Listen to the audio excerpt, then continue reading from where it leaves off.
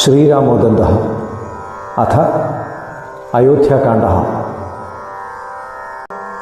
ഭരദ്വാജമുനീം പ്രാപ്യ തം നത്വാ തേന സത്കൃതഃ രാഘവസ്തസ്യ നിർദ്ദേശാത് ചിത്രകൂടേ വസസുഖം.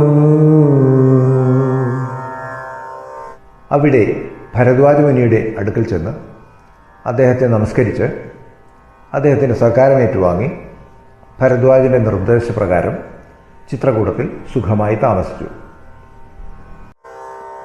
അയോധ്യാം തു തതോ ഗത്വാ സുമന്ത്ര ശോകവിഹ്വലഃ രാജ്ഞേ ന്യവേദയ സർവം രാഘവസ്യ വിചേഷ്ടിതം.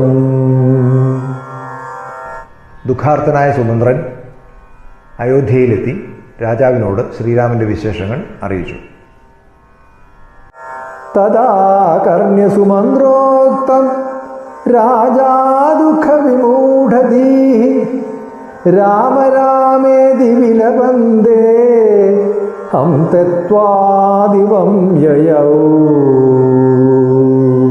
സുമന്ത്രൻ പറഞ്ഞത് കേട്ടിട്ട് രാജാവ് ദുഃഖാർത്തനായി രാമ രാമ എന്ന് വിളിച്ച് വിലപിച്ചുകൊണ്ട് ശരീരം വെടിഞ്ഞ് സ്വർഗത്തിലേക്ക് പോയി.